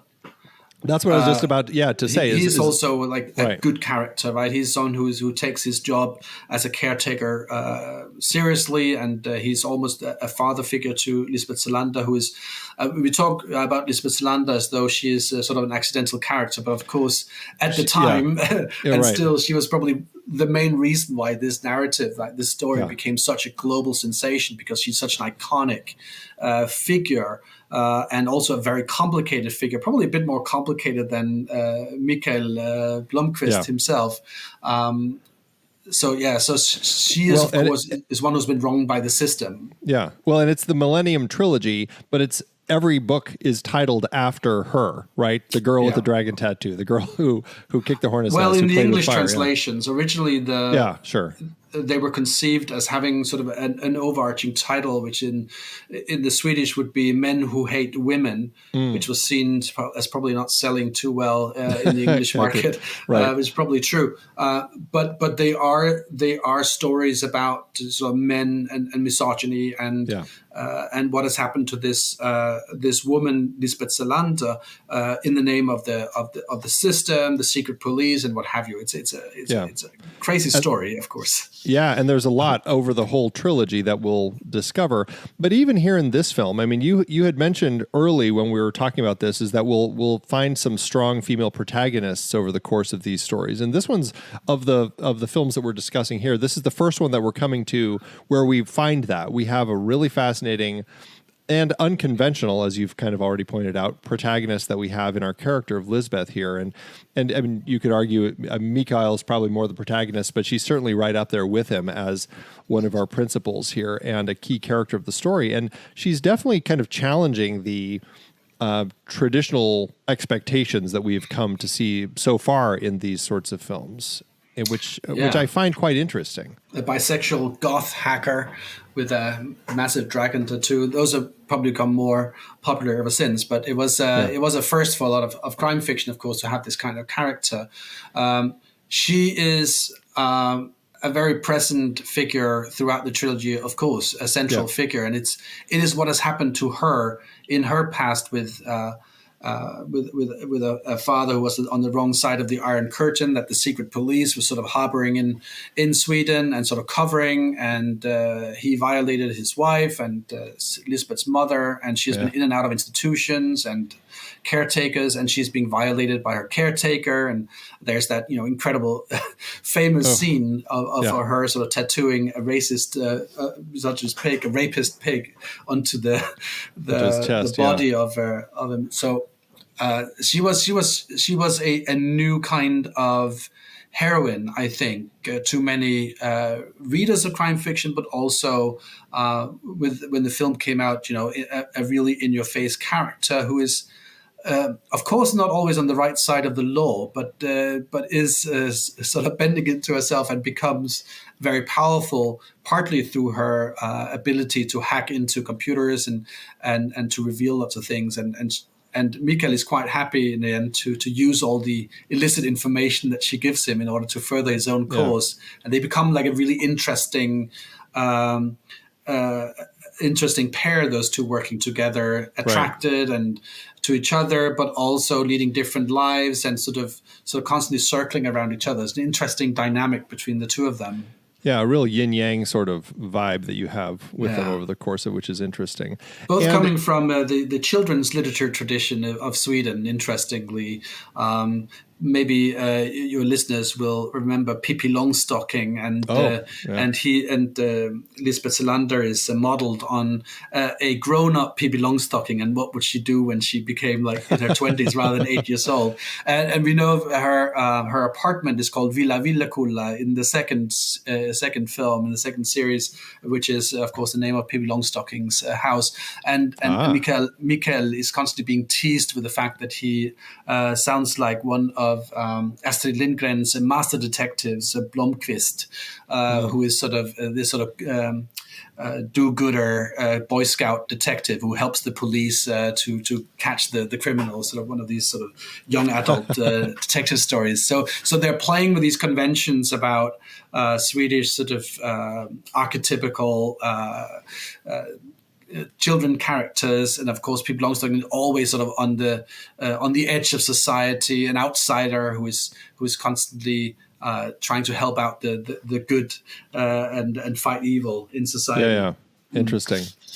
This film all takes place in Sweden, right? And I'm just trying to think as far as like, is there anything to be said in this world of Nordic Noir that we haven't touched on yet? Thinking about like this film is all Sweden, the last film was all Iceland, but Insomnia was a Swedish detective who had gone to Norway, and that's the first one, or where we're really kind of getting that potential conflict between countries in these films. We'll see that here and there in this, but in the circle of Nordic Noir, how often is that a trend? Well, most spectacularly in the TV series The Bridge, which is where it's sort of the whole dynamic between the two detectives, that there's these cultural differences. And they will be well known to Scandinavians watching it. And in Insomnia, it's also used as, they don't understand him when he's speaking to the young people in the school, for instance. Right. So it's an outsider character again, right? When you cross borders, you become an outsider, and there are all these sort of implied cultural conflicts or differences that is maybe related mostly to sort of teasing each other and showing up differences and stereotypes of different nationalities. Okay, yeah, because I know, like, I think, and I can't remember if it's the Department Q that we're going to talk about or one of the other ones. I ended up watching a couple of those because they're enjoyable. But there is one where they're going from Denmark across over to Sweden, I think, and having some trouble with the local police and having getting kicked out of the country and stuff like that. So I feel like there are some times where they are kind of doing that, And that's true. Yeah, that's true. Yeah. They are interesting. It's an interesting region in that sense, right? Because before the European Union, there were still quasi-open borders between them, so you can move somewhat freely between the different nations. There are some, a lot of long history about sort of internal colonization, have you, switching of some areas have been, part of one nation, then is part of another. So there's lots of sort of historical baggage. And they've also done things differently in many ways. They have different historical relationship with the Second World War, for instance. Norway, tried to put up resistance. Denmark, capitulated right away. Sweden was neutral. They have different histories with NATO. They have different histories in relationship to of course the Soviet Union in the before the fall of the wall, of course. So there are lots of different histories and therefore and different takes on citizenship as well. So there are lots of differences that Scandinavians will notice when you're watching these films, especially when they then cross into another culture. Lots of implied sort of, often done with a sense of humor and sort of nudging. Yeah. Right. Well, and I mean, not that it fits into our conversation necessarily, but even the original version of Speak No Evil, that is, I think it's a Danish and a Dutch couple that end up, kind of meeting in Tuscany, and that leads to the whole story. And so I feel like there is this trend of these countries, like they're all close together. And, I suppose coming from the States where it's like crossing from state to state, we don't have quite the same, sense of that. But I do think it's interesting when you go from country to country, like there's just those little differences that everybody has, But you also have an American culture, though, with the North and the South, the East and the West. I mean, there's lots of sort of similarities. They might speak the same language, but there are also stereotypes of differences and assumptions about who belongs what and what they are. And there's like Texas and California. There are some states that definitely feel different. Exactly. Well, let's move on to our next film, probably my favorite of all the films on our list. It's Morten Tildum's 2011 film Headhunters, based on the Jo Nesbø? Is that how you say it? Jo Nesbø. Jo Nesbø. Most people call him Jo Nesbø. So that's fine, I guess. That's my American pronunciation of his name. Okay. The 2008 novel. This film, we're following Roger Brown, who is a successful corporate headhunter who also leads a double life as an art thief to maintain his lavish lifestyle and keep his wife content. When he meets Klaas, a former mercenary with a valuable painting, Roger sees an opportunity for a major heist. However, the theft sets off a dangerous game of cat and mouse, as Klaas proves to be far more ruthless and cunning than anticipated. As Roger's carefully constructed life unravels, he must use all of his skills to stay one step ahead of his pursuer and uncover the truth behind Klaas's motives.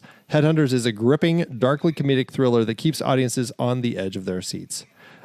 This film is a shift because suddenly we're no longer following any police at all or any detective work, really. Yeah, exactly right. This is also, if you think about Jo Nesbø, you're probably thinking about the Harry Hole novels, of which there are many now, and probably for what he's most well known. We can talk about The Snowman later on as being an adaptation of one of those many novels. And this came out of the blue, I think, for most people when it came out in 2011. It's one of Nesbø's standalone novels, of which he has also written quite a few. It doesn't really fit within the Nordic Noir police procedural genres, right? Yeah, which is great, I think, because there are actually quite a lot of films and also novels that really don't fit within that sort of schema, or in that genre. But there might still be things that are somewhat similar or something particular to Norway in this sense. And I think one of the underlying sort of cultural aspects of this is this idea of a society that is really pumped up with a high volume economy and consumer culture.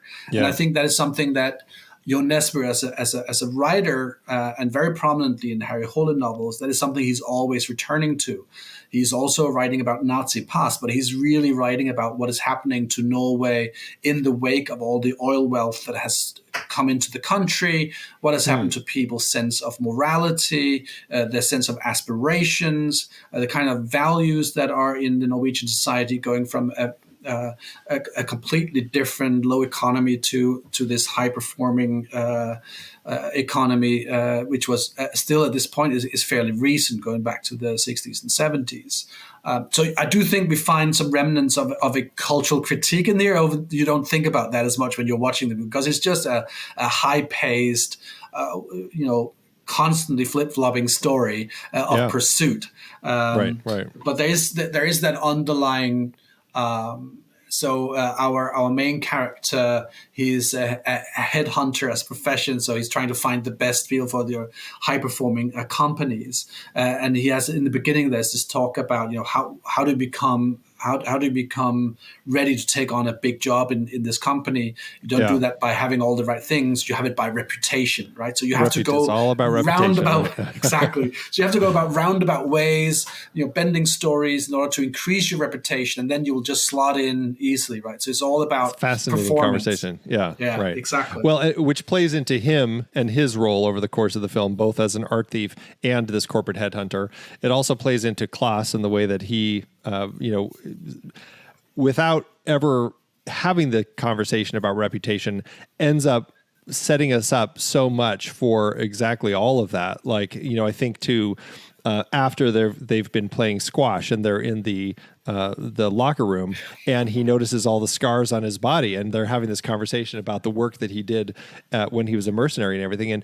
And like all of this is painting this picture of Klaas and his reputation in his mind, and it without realizing or perhaps going so far as to think about what are the ramifications if I actually steal from this guy, and I think that's what's so fascinating is how that changes.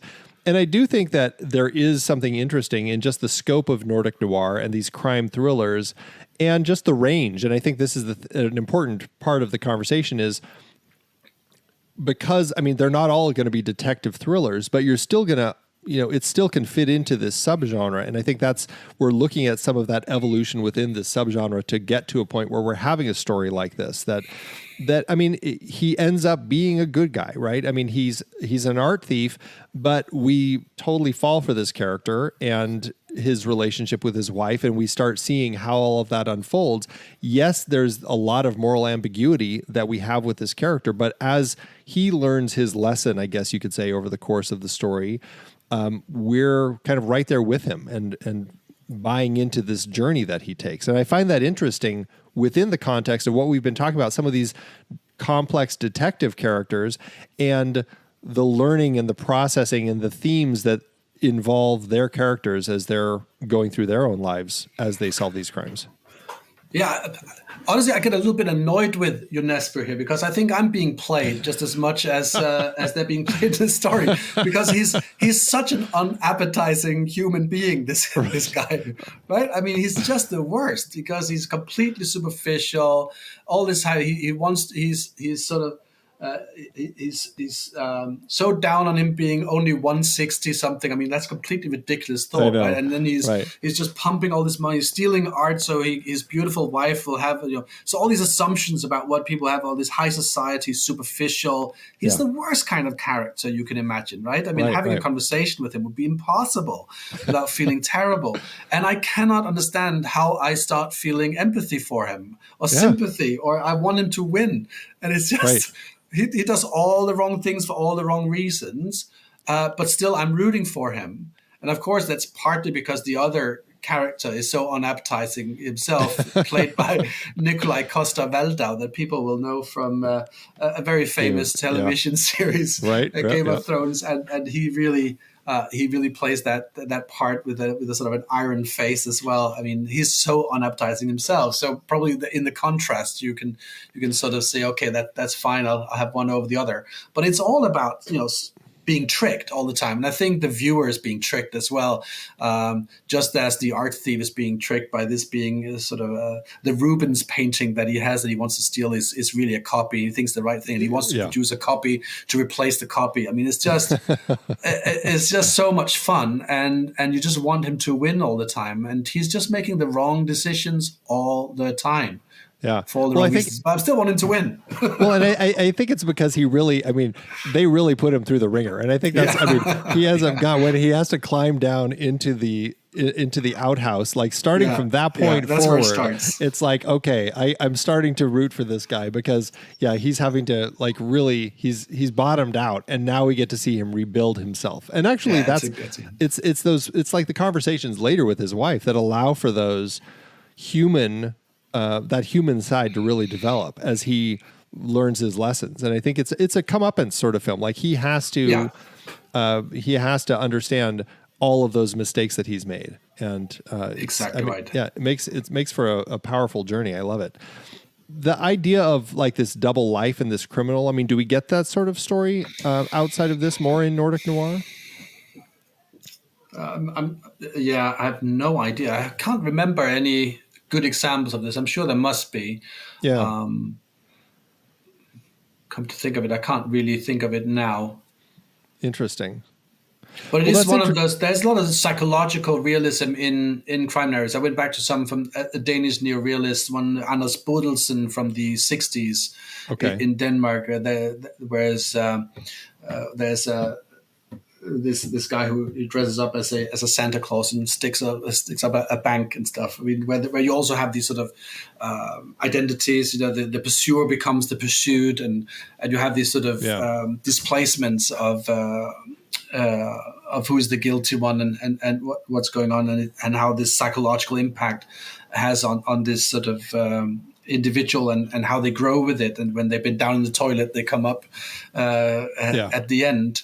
So there are some similar narratives, but not quite to this sort of high concept idea that Nesbø carried out. And he's just such a master of genres, Nesbø, which is, I mean, one of the reasons why probably half of the translated books sold in the UK over the last 10 years have been Nesbø novels. He's an incredible force in the publishing business, and holy cow, strangely enough, not more of his books have been turned into, been adapted for film yet, but he's also written a really good, really interesting TV series called Occupied that came out quite a few years ago, but really sort of plays with the dystopian idea of Russia taking over Norway and threatening Europe. So there is some premonition in there.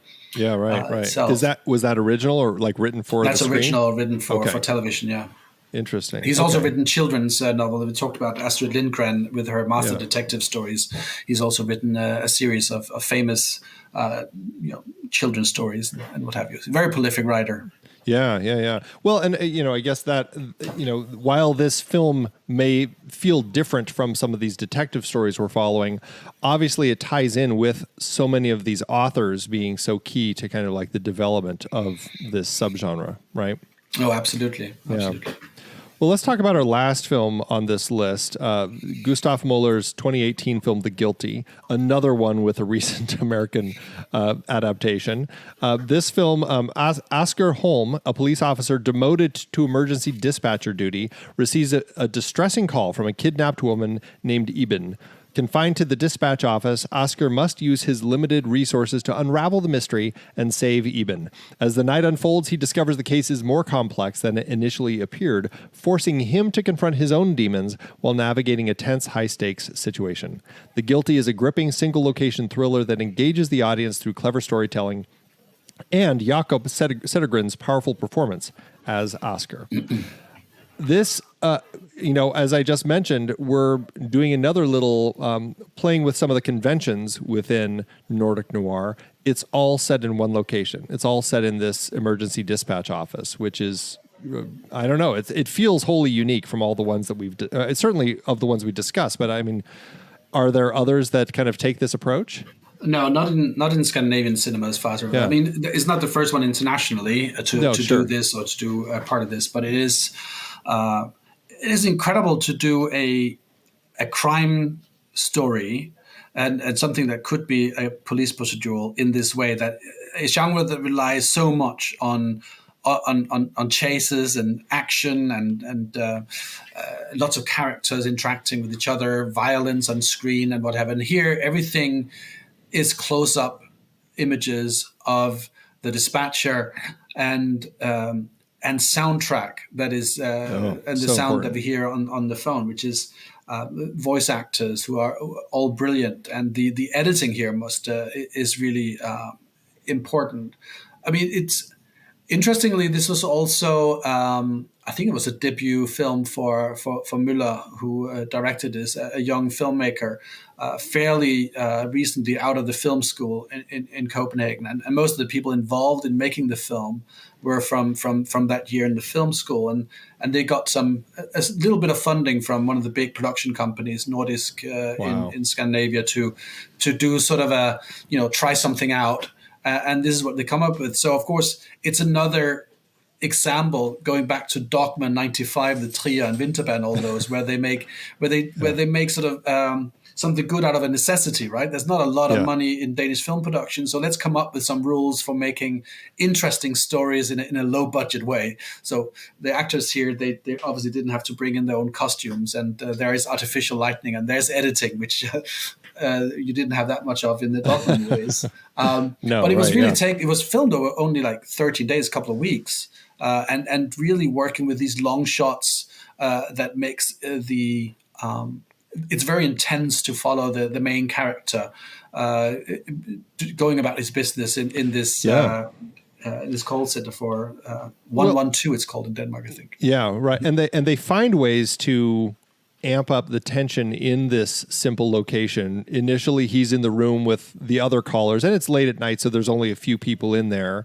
But then he decides, I need to take this into the, I don't know what it is, but it's kind of like the private room for when they're having an intense call or something. He shifts to that, which is a very dark room, and he can close the blinds and everything. And it allows for him to separate himself more from the other people, but also it just kind of creates more of this tense, closed-in sense for us. It's just very minimalist and dark and confined. And I think it that's becomes very intense. Yeah. And then you're watching for that little red light to pop up when the call comes in, But you also have the feeling that he shouldn't really be doing this, right? I mean, so he's not supposed to be in this situation, and he's taking his job he takes the job too far. We get this when he's calling the other dispatchers saying, well, you shouldn't be investigating this. You just put the calls through. Yeah. So he's making something really personal, which is something we recognize from a lot of the crime stories. We have a Wallander character, right? And also the famous cops who are also making things very personal all the time, right? So they're not playing by the rules. They make things personal. They take them in directions where they shouldn't take them. They take responsibility and they interfere with the stories where they shouldn't be interfering. And that's what happens, I think, when he goes into this room. He knows that he's not supposed to be doing this, but now he's doing his own investigation while he's kept away from actually being on the beat. We learned that he's been taken away from police duty due to something that has obviously gone wrong. That is sort of part of the narrative as well, that he has done something in the past that he's being punished for. And he will, the day after, if he behaves, he will come back into the job that he really wants to do.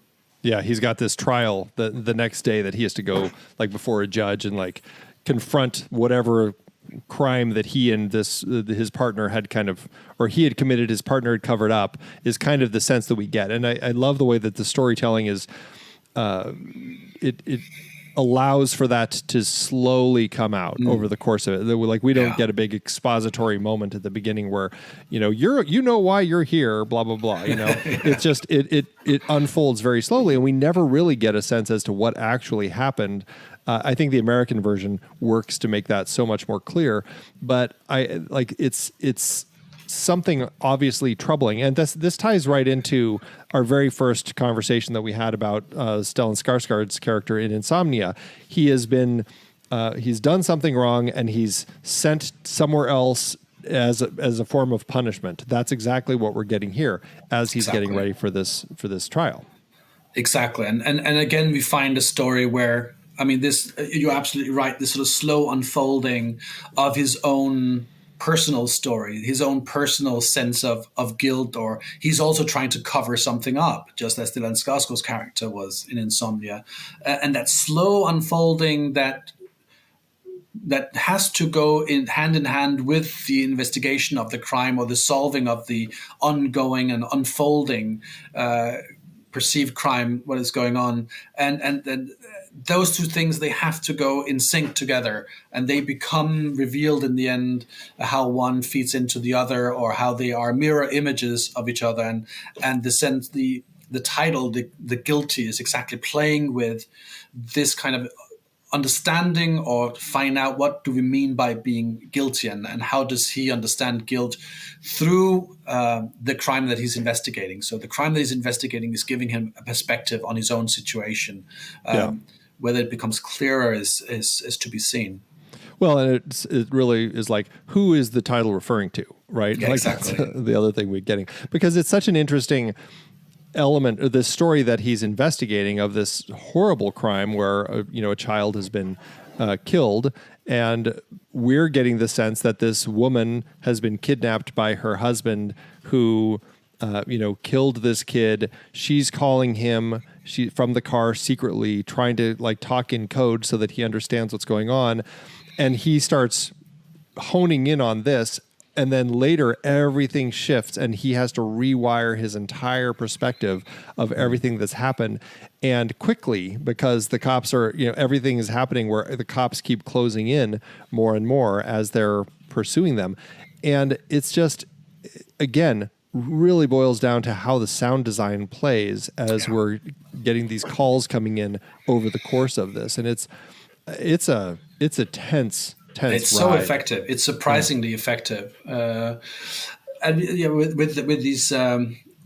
I seem to remember the American version. The child doesn't actually die in the end. But there we have the grimmer Danish or Scandinavian version, just like the dog in Insomnia. Actually, no dog was actually killed on set. But and here's a story. So they've been tidied up a bit. Right, exactly. But it is a really grim unfolding story, and he's being led astray by somebody, if not cunning in this case, like in Headhunters, then somebody who has a mental illness and being led astray without being able to understand, and then this sort of is revealed to him through his interactions. But his assumptions is so much a part of the personality that we're seeing of this cop that he would immediately go to an understanding of who did this, as would the viewer, having seen all these stories about misogyny and violence against women.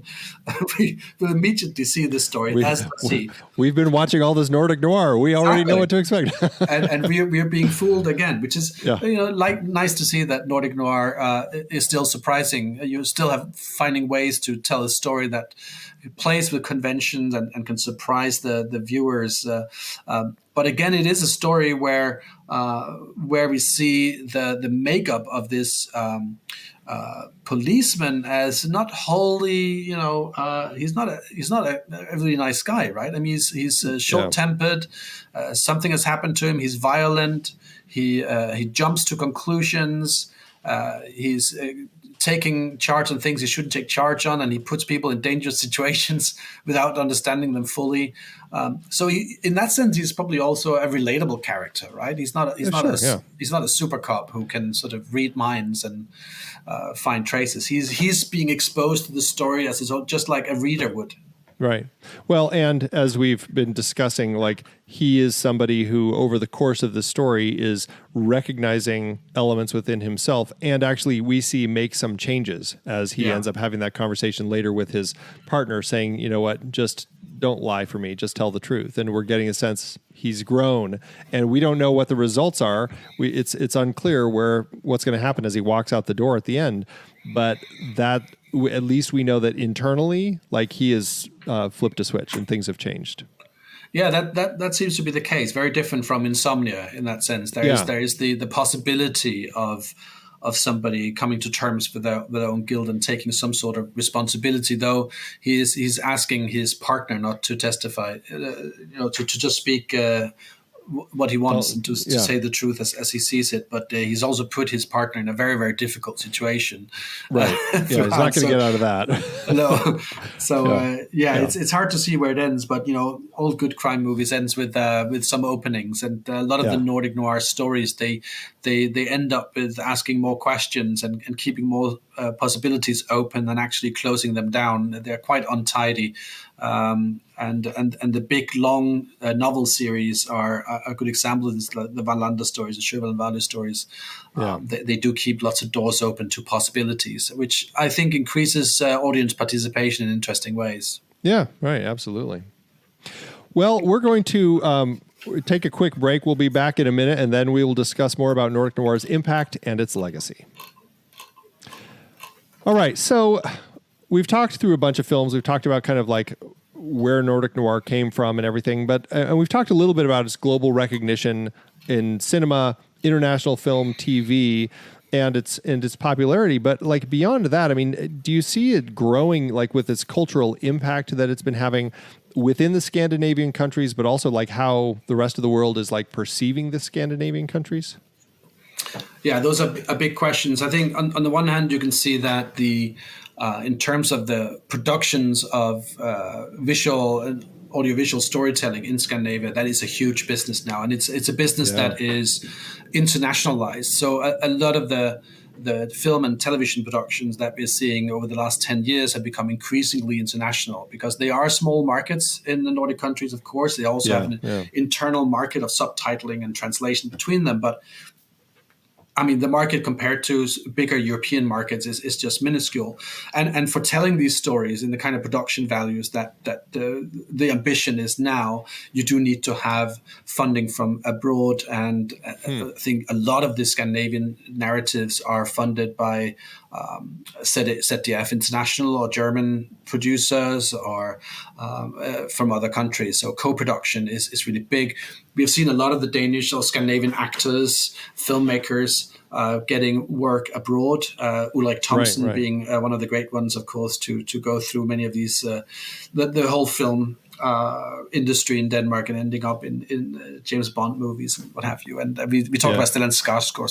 So there's a lot of internationalization going on in terms of the production culture in Scandinavia. In terms of the market for literature, it's been a massive change in international rights. So in many cases, rights to translate novels happens at the same time as they've been accepted for publication in their local markets. That much attention. So every time there's some hype around the Scandinavian crime novel, of course, they come out on the big fairs and stuff, and then they're being bought up for international rights in the hope to find another Stieg Larsson, which was, of course, famously only picked up by really small independent presses who made tons of money because nobody believed in it. So yeah, it's become a very sort of a globalized production companies. Productions we see now, which is an interesting development, and I think is producing high quality television shows, but still very much driven by and now a much broader talent pool in Scandinavia. Of actors and writers. I mean, I think it's probably a bit of a game now to watch a Scandinavian television series, then recognize where you've seen these actors before, because there's only so many of them. They're all they all come in different television series and in films and what have you. There's definitely some repetition, which there is a lot of repetition, which just is the nature of the game. And of course, you have to have really good actors to be able to pull that off, and good directing and good scripts. And I do think there is a really productive also crossover between the different media. So you have writers of novels becoming screenwriters, and screenwriters becoming novelists. Also that. So there's a lot of dynamic going on. And then in terms of adaptations and remakes, you have mentioned that several times.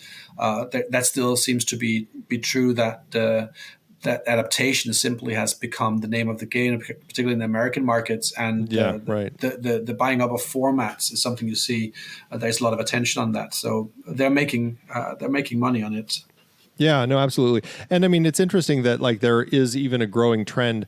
I don't know if it's because of Nordic Noir, but it seems to be, of other sort of regional noir from around the world. We're starting to see more Mediterranean noir and Asian noir and Celtic noir. And we're starting to see these. I don't think any of them have reached the popularity, but I just think it's interesting that it's created this influx of other places wanting to kind of have their own versions of it, It's really hard to remember a time before. I said that flippantly, a time before Nordic Noir, but simply in a time before multi-European, different kinds of languages were actually ending up on our screens. I mean, from perspective of the UK, there weren't really any subtitled drama on sort of the main television channels in the UK before The Killing and before the running of the Wallander television series.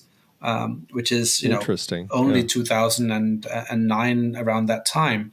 Before then, you couldn't find any, and the only reason why they ended up on BBC4 was because they were trying to find a new identity for themselves, buying cheap content that they could sort of identify as sort of the highbrow channel, and they found this cheap television series called Forbrydelsen, or the Killing, and they ran with it, and since then, multiple TV channels have marketed themselves as running sort of international, European or global television, and they all learn from each other. And I think we saw in the early 2010s, we saw a lot of Welsh, British, Scottish television series that clearly borrowed from the storytelling and the stylistics of the Nordic Noir television series that were so popular, and sort of broadened them out and had way many more viewers than the Nordic Noir series. So it became a way to create local stories in a recognizable international package.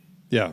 And I think that has made a huge difference. Now, of course, shortly after that, you have all the streaming channels, you have all the streaming platforms where these things, they live. And a few weeks ago, I counted how many Nordic Noir television series I could at any point in time find on all the platforms. And I counted more than 30, which is just insane. Wow. That you would find this many. I mean, historical ones and new ones. Yeah. But that is a huge difference in the global market for international film and TV, I think. Well, it's interesting, and I don't know if we can completely say that this is because of Nordic Noir and that shift, or it's just the nature of streaming services. But I am seeing more and more of different series in different languages on streaming services now than ever before, and I think that could have been a shift from Nordic Noir way back then, and then just streaming services made that shift easier. But, I don't think that like finding something like Squid Games having the popularity that it did would have necessarily been an easy thing had we been, in the 90s still, right? Absolutely. Yeah. And it has given really... I think, and many people, they watch television series as though they're like tourism films, right? You experience something about another culture, which is, I think, is fantastic, right? Because they are local stories, just like the Danish ones are. How do we tell a Danish story the American way? In a way, that's what some of the production team said when they went to the NYPD Blue to see how they did American television series. Right. And how do we use that format to tell a local story? I mean, that to me is sort of the global dimension of it. And you see all these different series of Mexican narco-novellas. We see all these different kinds of stories coming out of different African productions that really tell the stories of local understandings and local issues, but in a format that is transferable, that we can understand, or we can at least try to understand, because we know the language, the visual language, the narrative language, but we still get a lot of sense of these being different places that have different issues that deal with, and they are connected in interesting ways. Right. That's what makes it so interesting. Yeah. Are there any criticisms that Nordic Noir faces? As far as, I don't know, we could argue oversaturation because there is so much of it, and perhaps we can fall into the formula of this sort of crime thriller. But are there any other real issues that Nordic Noir, people say that it's like stereotyping or anything like that? Oh, God, yes. Okay. Well, first of all, the term itself is obviously completely meaningless, but I beg to differ. But it probably has to be understood in certain ways. But yes, there has been lots of criticism about misogyny, the representation of violence against women. Is that just to get more people to watch the scenes, or is actually is it feeding into this kind of narrative genre stereotypes instead of working through them, and there will always be a tension there. From the spectacularization of rape, and all these things are constantly things that one has to be vigilant about. I think both when you're producing, but also watching these television shows, the amount of violence. I mean, we have talked about a few examples here where American versions have sort of tidied up a little bit the violence against animals and children, and that is, of course, something that is being debated about the need for all this sort of visual violence, and as an important part of the stories. Why do we need it, and do we actually need to see it? And what does it do to us as viewers that we see all this violence, and that it has a particular that it's gendered as well? Is it telling true stories about our societies, or are they just rehashing sort of old narratives and stereotypes that are not really as obvious? And others would say, well, they are still issues that we need to work through.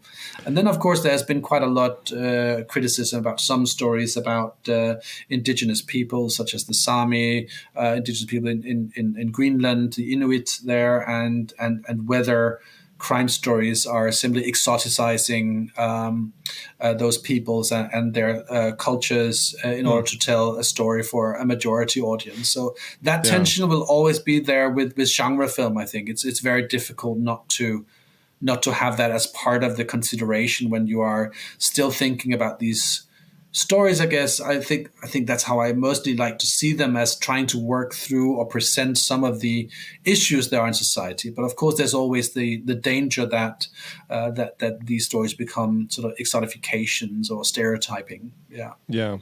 Inevitably, that becomes a challenge with these types of stories. But I don't know, the way that I feel is like we're delving into these stories with a lot of humanity also. Like we're really looking at the cops, or just like these characters' internal struggles that they're also going through. And we're not seeing that with all of the characters in the stories, but I do think that they're largely trying to paint like honest human portrayals in the characters. And that's something that seems to ring true with all of these as I'm watching them. Yeah, I think they want to engage us, right? They want to engage us as viewers and as readers for us to start thinking about what we are seeing and how we take sides, or how we're being manipulated with, or who we empathize with, and whether things ring true to us or not. I mean, I think they are open.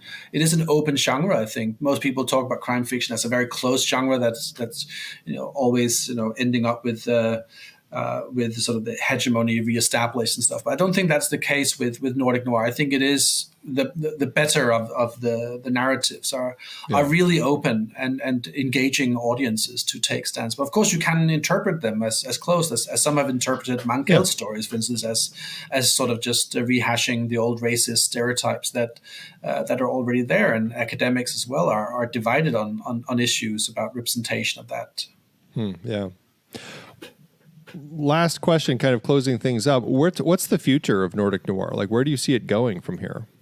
It's a good question. I think I've been asked that many times over the last 10, 15 years, and I don't think I'm ever right. So I should be careful. I think I famously said that back in 2012 that this is going to be over in a few years. Oh, but it's not. So I'm very careful. I did say in the documentary going back in 2011 that the future is turning away from local stories to more global stories, and also to more gore and violence. I think Nordic Noir since then has certainly delivered. I do think, though, in the production cultures of these nations that there is such a rich tradition of crossover between different filmmakers, about television, different kinds of storytelling. And I think there has become, people are much less cautious about making genre films. It was one of the Dogma 95 dogmas was you are not allowed to do genre film. You're not allowed to have guns on set. And those things have of course changed. And Lars von Trier famously made his own sort of horror film television series in the mid-90s that has been incredibly influential with handheld cameras and what have you. So I think we will see much more diverse stories. And I think we'll also see more stories delving into some of the more uncharted territories of Scandinavian, if not psyche, then at least geography. We have seen some interesting co-productions around dealing with issues around indigenous peoples in the north. We have also started seeing some examples of what we would call eco-crime. There are also stories dealing with colonialism in Greenland and so on and so forth. So I think we will continue to see genres that are dealing with more sort of uncomfortable truth and uncomfortable pasts in Scandinavia. Yeah. But I think we also will see a continuing internationalization of these formats, and I'm looking forward to seeing really new and interesting global formats making their way into a Scandinavian genre, and to see what happens when non-American or non-British genre formats becomes a part of a Scandinavian discourse, I think. So I think it's open, really, but I think I've been proved wrong. It's still going strong, and it's multiplying, it's diversifying, it's crossing over. So I think we can just hope for, interesting stories, really, in whatever hybrid form they might come in the future. Absolutely, absolutely. Well, Jakob, it's been a great conversation with you. Thank you so much for joining me. You've got some books that you have written. Do you want to plug your books real quick? Well, I can send your listeners to my book, which is has the very complex title Scandinavian crime fiction, so that should be easy to remember. Which really tries to look at the literary tradition mostly, but it also goes into television. But it really looks at the interrelationship between Scandinavian crime fiction from Sjöwall and Wahlöö and all the way up till today, in light of developments in the welfare state and the sort of changing social and political situation in Scandinavia. So if your listeners have been interested in that, I will just send them in that direction. And if your listeners are more interested in Scandinavian stuff more generally, we have produced a free book that you can find from UCL Press. You just look at the Introduction to Nordic Cultures. You'll find lots of articles there on all aspects of Nordic cultures and histories, and that's freely available. Fantastic. And, you should also just plug, you've got the Nordic Noir book club that people can learn more about. That has been a bit quiet, but that has been going on since 2010. It's been a bit quiet lately, but we had some wonderful events. So if listeners are ever in London, you should look us up. But we have a blog with lots of interesting stories, lots of podcasts there from events going back to 2010 that might be interesting to have a re-listen to. One of the things is we have an early producer of the English version of the Wallander stories talking to us as it grew, this story there. So there should be some content there for your listeners to engage with as well. Fantastic. Well, we'll have links in the show notes, so everybody check all of that out. Again, Jakob, thank you so much for being here and having this conversation with me today. A real pleasure, Andy. Thank you very much. Next month, we'll embark on a wild and audacious journey through the world of remake exploitation. We'll explore how filmmakers from Turkey to Indonesia have boldly disregarded copyright laws to create their own unauthorized versions of popular films, all in the hopes of cashing in on the success of the originals. From the bustling streets of Istanbul in Turkish Star Wars to the supernatural terrors of Bollywood's Nightmare on Elm Street, we'll discover the bizarre delights and surprising revelations that await in this fascinating corner of international cinema. Join us as we examine why this trend has emerged as a distinct film movement, particularly in certain parts of the world, and how these daring remakes challenge our understanding of genre, adaptation, and cultural appropriation. Thank you for joining us on CinemaScope, part of the True Story FM Entertainment Podcast Network. Music by Orcus and Blackbard. Find us and the entire Next Reel family of film podcasts at truestory.fm. Follow us on social media at The Next Reel, and please rate and review us if your podcast app allows. As we part ways, remember, your cinematic journey never ends. Stay curious.